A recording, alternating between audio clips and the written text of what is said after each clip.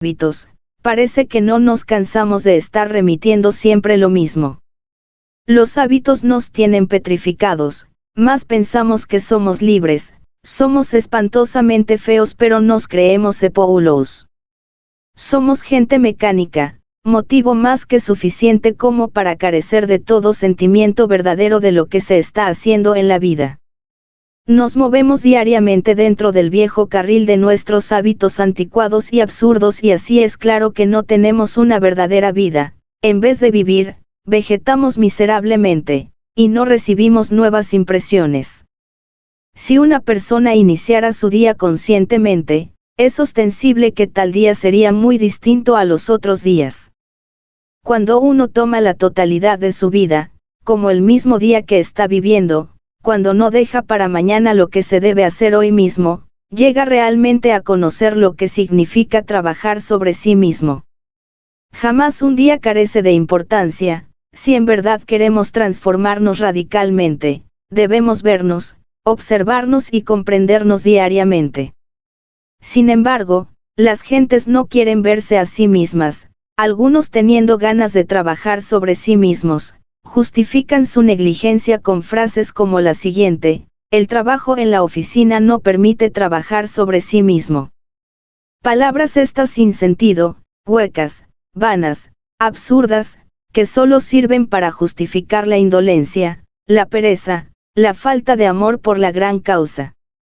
Gentes así, aunque tengan muchas inquietudes espirituales, es obvio que no cambiarán nunca. Observarnos a sí mismos es urgente, inaplazable, impostergable. La autoobservación íntima es fundamental para el cambio verdadero. ¿Cuál es su estado psicológico al levantarse? ¿Cuál es su estado de ánimo durante el desayuno? ¿Estuvo impaciente con el mesero, con la esposa? ¿Por qué estuvo impaciente? ¿Qué es lo que siempre le trastorna? Etcétera. Fumar o comer menos no es todo el cambio, más indica cierto avance. Bien sabemos que el vicio y la glotonería son inhumanos y bestiales. No está bien que alguien dedicado al camino secreto, tenga un cuerpo físico, excesivamente gordo y con un vientre abultado y fuera de toda euritmia de perfección. Eso indicaría glotonería, gula y hasta pereza. La vida cotidiana, la profesión, el empleo, aunque vitales para la existencia, constituyen el sueño de la conciencia. Saber que la vida es sueño no significa haberlo comprendido. La comprensión viene con la autoobservación y el trabajo intenso sobre sí mismo. Para trabajar sobre sí, es indispensable trabajar sobre su vida diaria, hoy mismo, y entonces se comprenderá lo que significa aquella frase de la oración del Señor: dadnos el pan nuestro de cada día. La frase cada día, significa el pan supersubstancial en griego o el pan de lo alto. La gnosis da ese pan de vida en el doble sentido de ideas y fuerzas que nos permiten desintegrar errores psicológicos. Cada vez que reducimos a polvareda cósmica tal o cual, yo, ganamos experiencia psicológica, comemos el pan de la sabiduría, recibimos un nuevo conocimiento.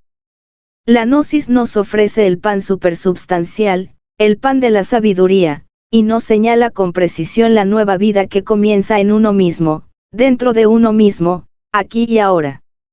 Ahora, bien, nadie puede alterar su vida o cambiar cosa alguna relacionada con las reacciones mecánicas de la existencia, a menos que cuente con la ayuda de nuevas ideas y reciba auxilio divinal. La gnosis da esas nuevas ideas y enseña el modus operandi mediante el cual puede uno ser asistido por fuerzas superiores a la mente. Necesitamos preparar los centros inferiores de nuestro organismo para recibir las ideas y fuerza que vienen de los centros superiores. En el trabajo sobre sí mismo no existe nada despreciable. Cualquier pensamiento, por insignificante que sea, merece ser observado. Cualquier emoción negativa, reacción, etc., debe ser observada. Capítulo 19. El buen dueño de casa. Apartarse uno de los efectos desastrosos de la vida, en estos tiempos tenebrosos, ciertamente es muy difícil pero indispensable, de otro modo es devorado por la vida. Cualquier trabajo que uno haga sobre sí mismo con el propósito de lograr un desarrollo anímico y espiritual, se relaciona siempre con el aislamiento muy bien entendido, pues bajo la influencia de la vida tal como siempre la vivimos, no es posible desarrollar otra cosa que la personalidad. En modo alguno intentamos oponernos al desarrollo de la personalidad, obviamente esta es necesaria en la existencia, mas ciertamente es algo meramente artificial, no es lo verdadero, lo real en nosotros. Si el pobre mamífero intelectual equivocadamente llamado hombre no se aísla, sino que se identifica con todos los sucesos de la vida práctica y derrocha sus fuerzas en emociones negativas y en autoconsideraciones personales y en vana palabrería insustancial de charla ambigua, nada edificante, ningún elemento real puede desarrollarse en él, fuera de lo que pertenece al mundo de la mecanicidad. Ciertamente quien quiera de verdad lograr en sí el desarrollo de la esencia, debe llegar a estar herméticamente cerrado. Esto se refiere a algo íntimo estrechamente relacionado con el silencio.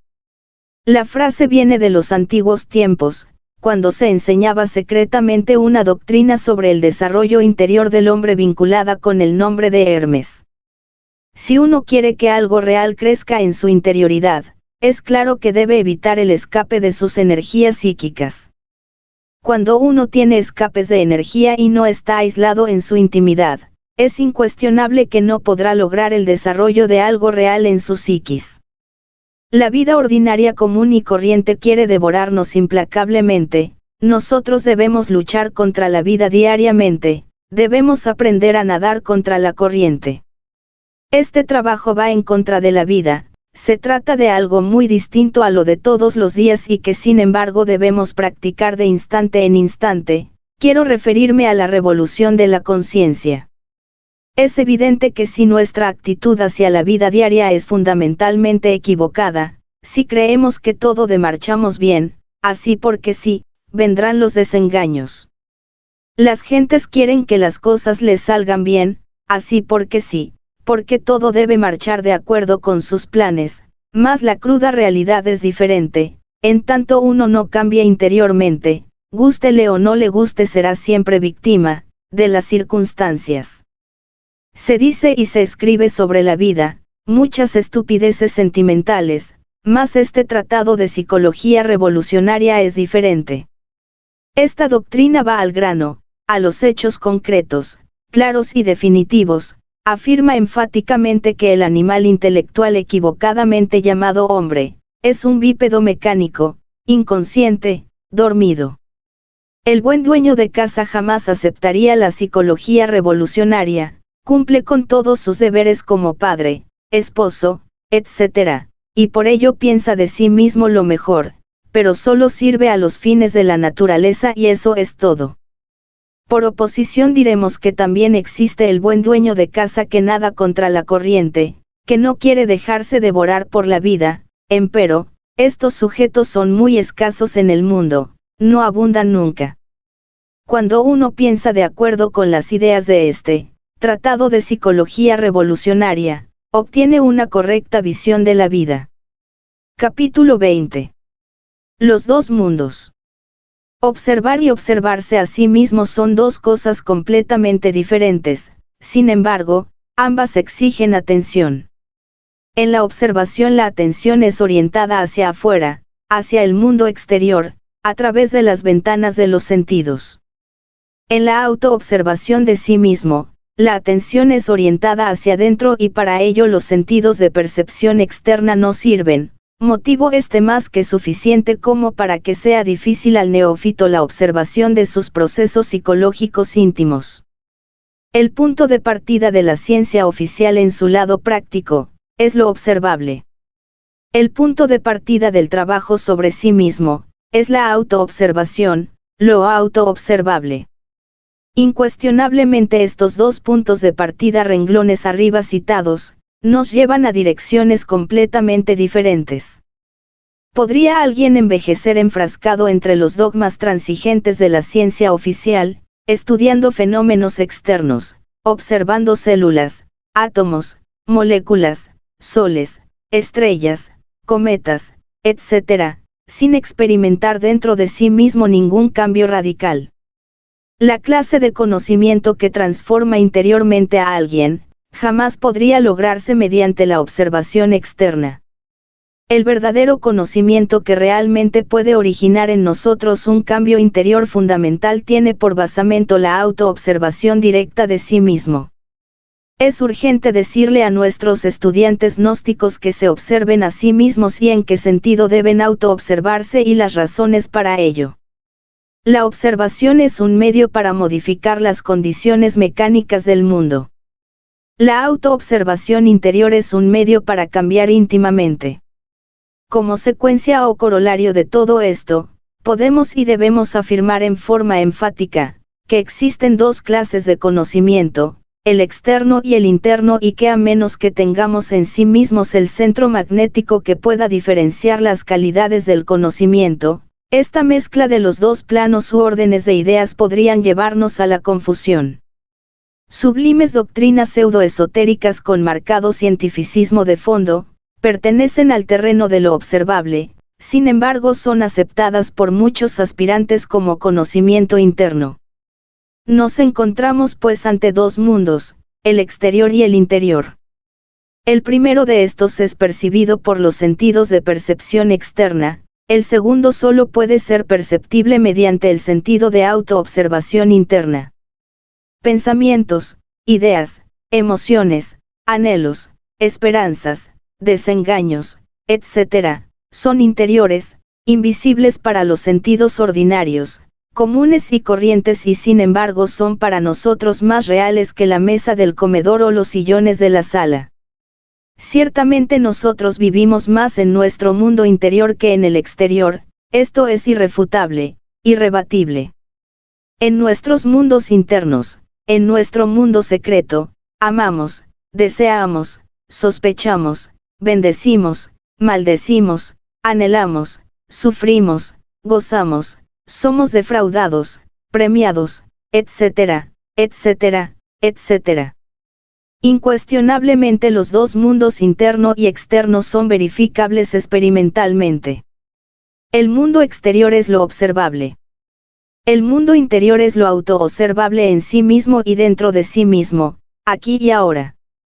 Quien de verdad quiera conocer los mundos internos del planeta Tierra o del sistema solar o de la galaxia en que vivimos, debe conocer previamente su mundo íntimo, su vida interior, particular, sus propios mundos internos. Hombre, conócete a ti mismo y conocerás al universo y a los dioses. Cuanto más se explore este mundo interior llamado uno mismo, tanto más comprenderá que vive simultáneamente en dos mundos, en dos realidades, en dos ámbitos, el exterior y el interior.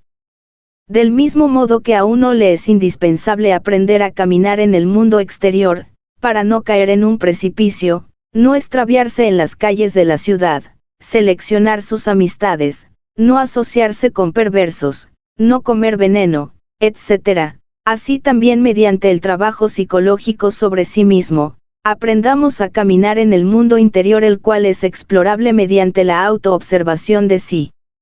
Realmente el sentido de autoobservación de sí mismo se encuentra atrofiado en la raza humana decadente de esta época tenebrosa en que vivimos. A medida que nosotros perseveramos en la autoobservación de sí mismos, el sentido de autoobservación íntima se irá desarrollando progresivamente. Capítulo 21. Observación de sí mismo. La autoobservación íntima de sí mismo es un medio práctico para lograr una transformación radical. Conocer y observar son diferentes. Muchos confunden la observación de sí con el conocer.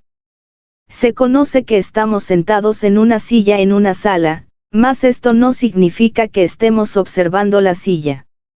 Conocemos que en un instante dado nos encontramos en un estado negativo, tal vez con algún problema o preocupados por este o aquel asunto o en estado de desasosiego o incertidumbre, etc., pero esto no significa que lo estemos observando.